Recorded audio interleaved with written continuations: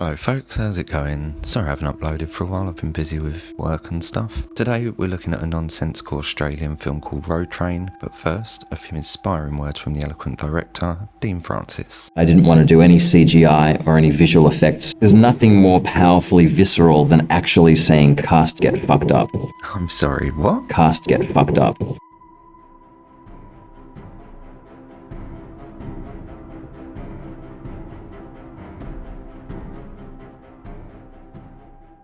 It's really sexy. So, that happens. Roadtrain, an Australian masterpiece, if that's what you're into. You know, films that don't make any sense and where even the actors haven't got a clue what's going on. It's got some okay gory moments, if I'm honest, but overall, well, it's just a bit crap, really. Once again, we encounter the finest acting to ever grace our screens. I mean, they're all pretty terrible actors, but this guy here, well, you'll see in today's regular review. I'd just like to share a quick story with you guys before we get into this. When looking this film up, you'll find it called either Roadtrain or Roadkill, depending where you live. I have a Roadtrain copy on DVD. Yes, a DVD. I'm that old. And it was brought to me by one of my mates about 11 or 12 years ago. After my wife at the time and myself watched it, we were so pissed off at how shit it was. We phoned my mate up, thanked him, told him it was amazing, and basically the best film that we'd ever seen. We then proceeded to invite him over to put him through the same hell and brain numbiness we had to endure for an hour and 26 minutes. Needless to say, he was rather confused about our enthusiasm for this one, but he never bought us a DVD again, so I guess that worked out. Nothing to that, just thought I'd share. First off, as always, spoilers. This film's 14 years old, but there's your warning. As previously mentioned, this film was directed by Dean Francis, and after these amusing Google suggestions when I was looking him up, I thought for a second he was in Saw, like the film Saw, as a body. But as my heart skipped a beat with excitement, I quickly came to the realisation that this was just a short film called Saw. Oh well, Dean, better luck next time. You'll get there, mate. One day you'll be a dead body in a real film, I'm sure of it. Looking at the numbers for Roadtrain, well, there aren't any actually. Well, not readily available anyway. I can't really be bothered to go emailing people trying to find out if I'm honest. So, it's not looking good for you at the moment, is it, Dino? The film starts off with two couples of happy-go-lucky teens travelling through the outback in Australia. Well, it actually starts with Nina and Craig shagging, which wakes Liz up as she tries to figure out why her boyfriend Marcus doesn't want to touch her anymore while desperation and horniness is glinting in her eye. I'm sorry.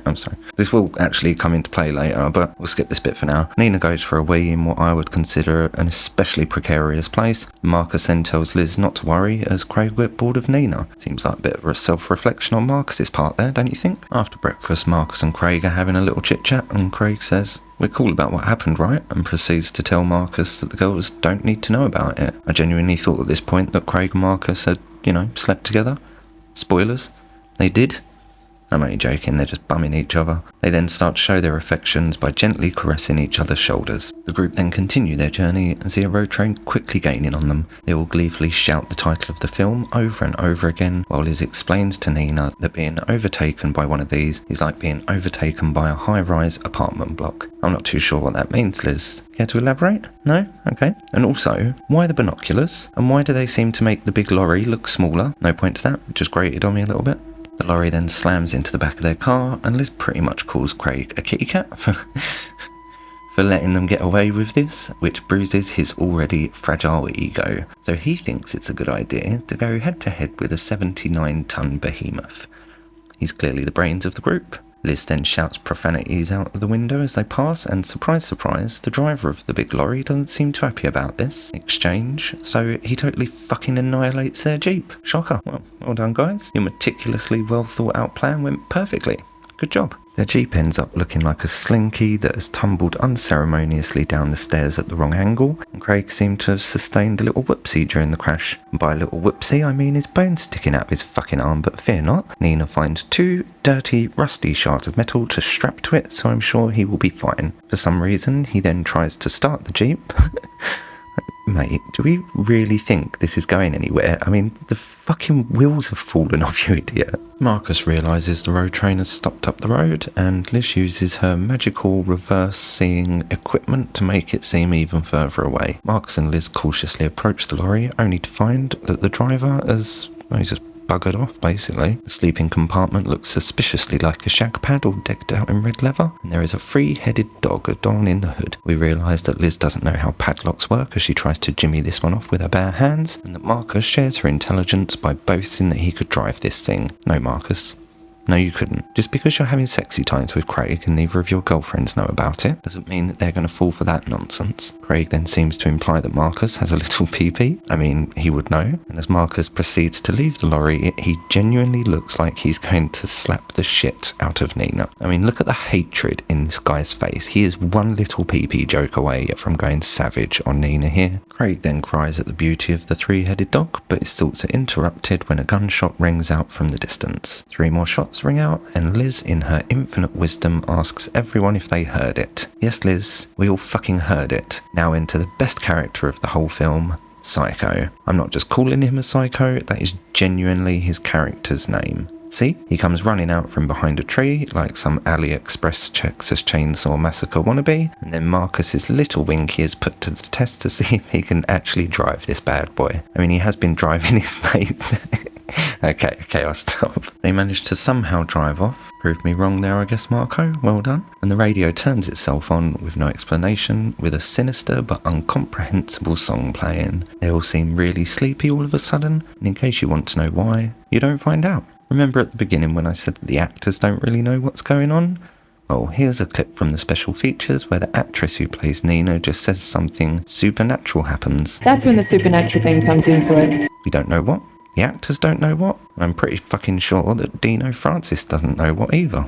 Marcus decides to fall asleep and the road train drives itself off the main road. We then get a cutscene of a 3-headed dog, just like on the hood of the lorry. They all get rudely awakened by Liz screaming "watch out" as they are about to slam into a pile of rocks, and Liz berates Marco about turning off the road and says they are in the middle of nowhere, implying that they were actually near some sort of civilization in the first place. Love it. Craig seems drugged up on something and is actually quite hilarious in this scene. "Where'd you take us, Marcus?" The comment just tickled me. Just like Craig tickles. Alright.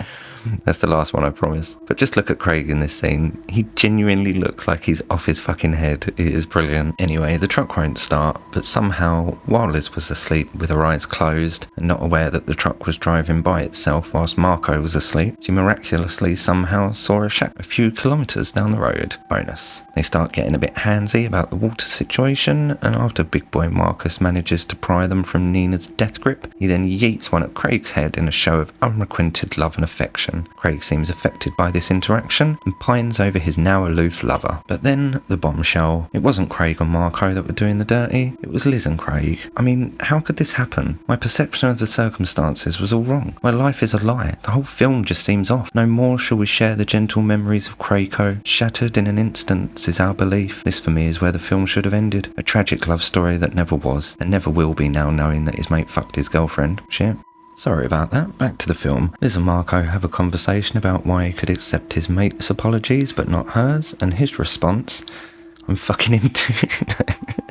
I'm sorry, I'm only kidding. He's his mate and blah blah blah blah blah, but to be honest, whatever investment I had in this romantic comedy is now totally diminished. But fear not, the best bit of the film is coming up in a bit, so keep watching. Cut back to Nina and the dirty doggo Craig. She investigates the fuel tanks and can't smell any petrol in them, meaning it never had petrol in it to begin with. Meaning, how does it move? Meaning, we are about to find out what the actual plot of the film is based around, but don't worry, it's pretty shit anyway and doesn't really make any sense, so you don't have to look forward to it. After opening the hood of the truck, Nina decides to just start pulling things apart, and some ominous red liquid leaks out of this pipe. And Craig tells her he's just enjoying the beautiful day because it's so beautiful. Good for you, bro. It's the small things in life that keep us going. Well, that and not having bones sticking out your fucking arms, but hey ho, 1 out of 2 ain't bad, I suppose. Marco and Liz are having another row about Marco being a moron and wanting to wait on the road the Psycho was on, and then says from the direction they came, if another person drove past, who would they pick up first?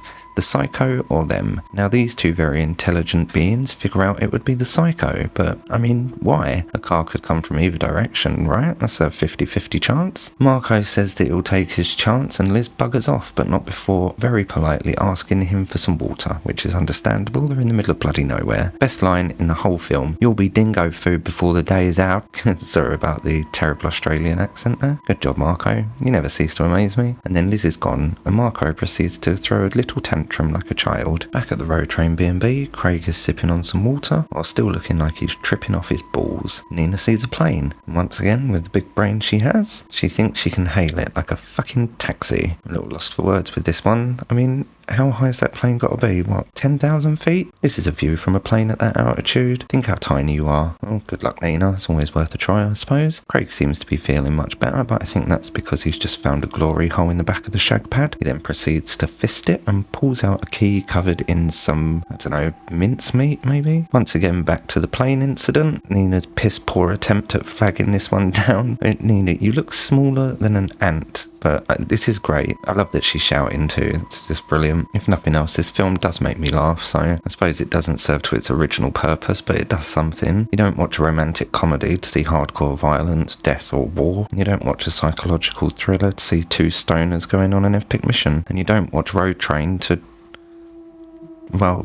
no, that's the end of that sentence. You just don't watch Road Train. Craig's off for a little wander and is trying to process how doors work when Nina realises that he's missing. He manages to open the rear container and is greeted by a harmonious orchestra of yelping doggos. Of course, Nina doesn't hear this and runs in the opposite direction looking for him. Classic Nina. The door's shut on Craig and then we cut to Marco drinking his own piss. You're welcome for that one, by the way.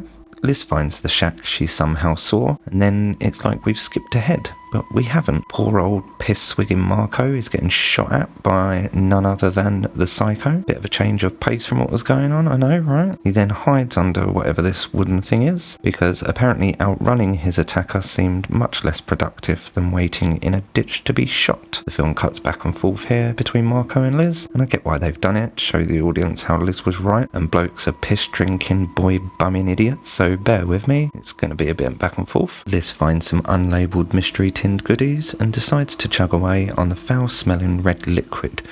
Almost yakking up doesn't seem to stop her though. Way to fight through the burn, Liz. Good on you, mate. Someone has been drawing on the walls and clearly likes collecting shoes and plastic pipes, so good on them, I suppose. Liz takes a shine into a pair of cut-up wellies with a foot inside, but decides that the foot isn't to her liking, so she exits the shack. The psycho catches up with the fucking moron, and I want you to let me know in the comments what accent this is. Canis! That is my top. My top, Mona!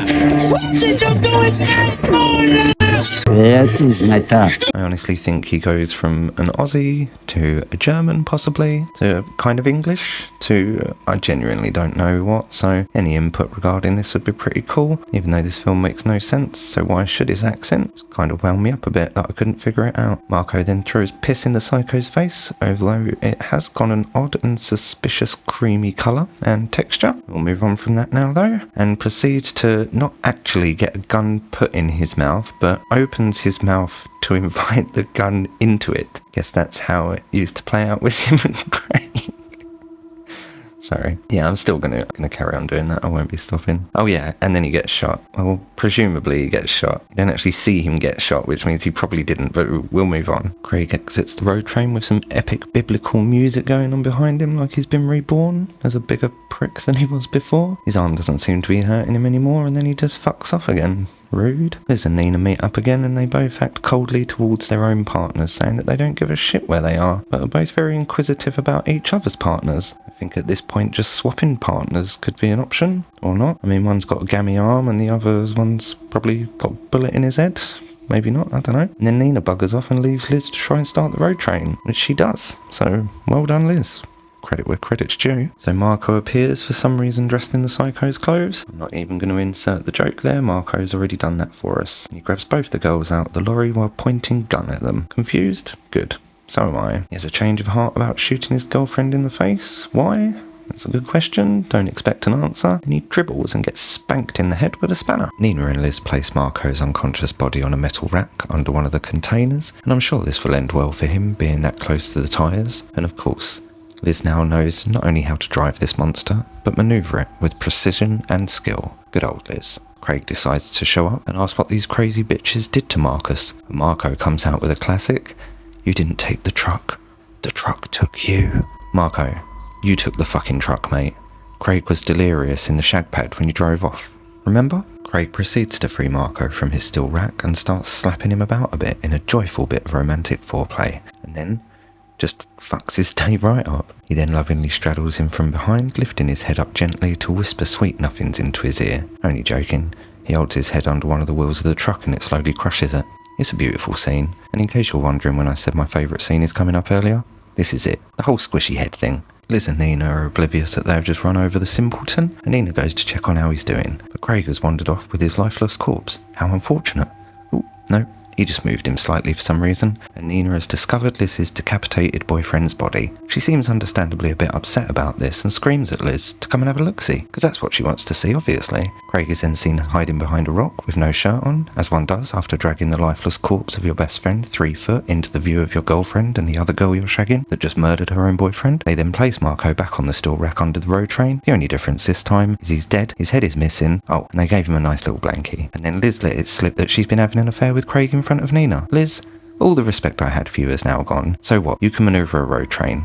You're a fucking idiot. Liz sneaks off like Gollum to drink her precious, red, unidentified rusty can juice, and shirtless Loverboy shows up saying that it looks good. What looks good exactly, Craig? The pre-war tin death juice? Okay. She offers him the funky beverage, and he tells her that he has a secret. Can't guess what this is going to be. And by the by, if you have a secret, it's called a secret for a reason, right? If you tell someone that secret, it's no longer a secret. He then produces the key to the locks she tried so hard earlier to remove with her hands. And to be fair, I thought he was going to tell her that he mushed her boyfriend's head under the wheel of the truck. I was a little bit disappointed about that, but oh well. Nina notices that Marcus's dead body has disappeared, and Liz says, "Are you sure this is where you put him?" Liz, "On the blood-covered iron rack under the road train." "Yes, Liz, that's where you put him, remember?" But she doesn't know anymore, and exclaims that maybe a dingo took him, but Nina doesn't give a shit and just gets back down to business. Liz then says that she loved Marcus, and Craig says he did too. Fucking knew it. But then she also says she loves Craig, and that she trusts him. They slowly walk into the back of the road train container, and then she's gone after an ominous scream. Craig then meets back up with Nina, and after asking how his arm is, he tells her it's not as bad as they first thought. The bone sticking out?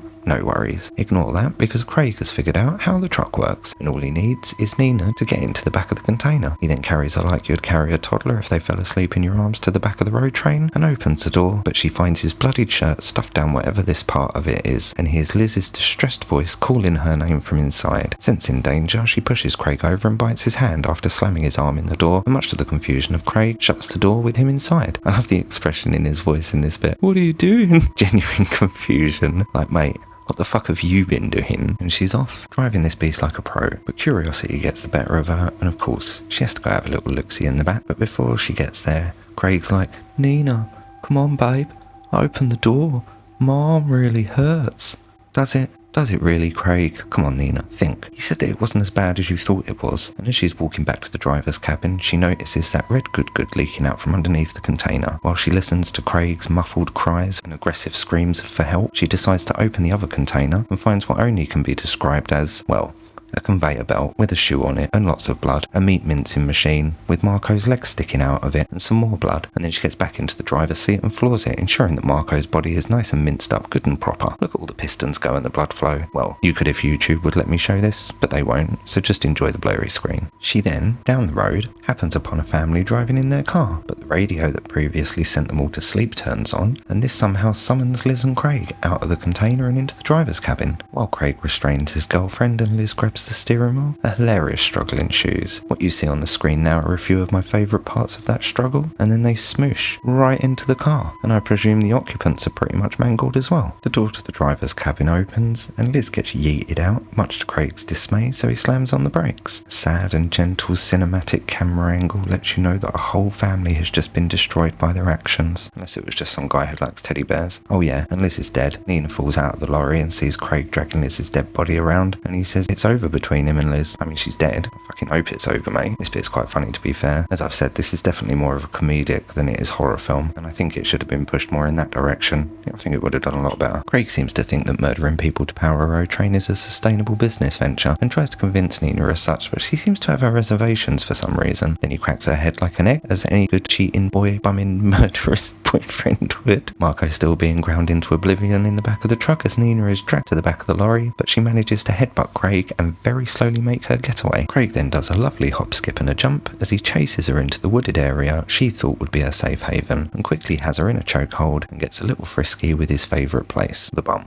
until she finally manages to get hold of a gun, and just when you think she won't shoot him, well, of course she does. The confused expression on his face seems symbolic to his character in general. He then tells her he loves her, and in response she fires 3 rounds into him. Cool, but he's not dead yet, just gasping for air like, well, like someone that just got shot 3 times, I suppose. Oh, okay, no, he's dead. But then the truck always wins. Love that they just drove off from this clearly distressed woman. They're like, nah, fuck that, we got a truck. Let's go.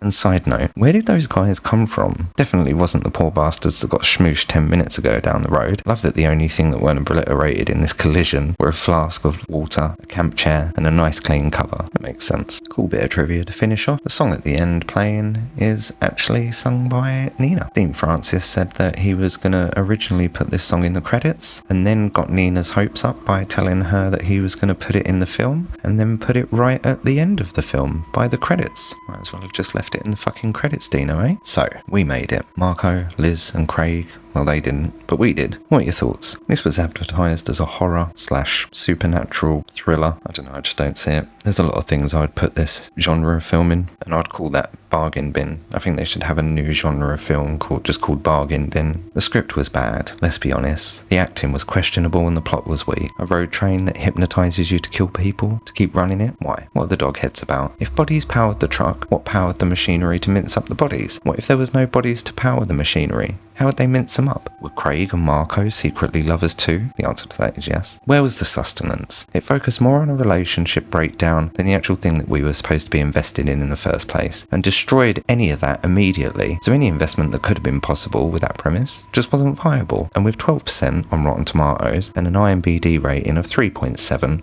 which, let's be honest, is very generous, I can't be the only one that thinks this sucks. What are your thoughts? Leave a comment below and tell me your views. As usual, we rate things out of 5 on this channel and in relation to the film. So today, we're going to rate this film out of Marco's piss bottle, and I give it as much as he filled it up, out of 5, which looks to me like about a 0.02 in my opinion. Enjoy the rest of your day, folks, and don't forget to subscribe if you like this video to keep updated with what's coming up. Goodbye.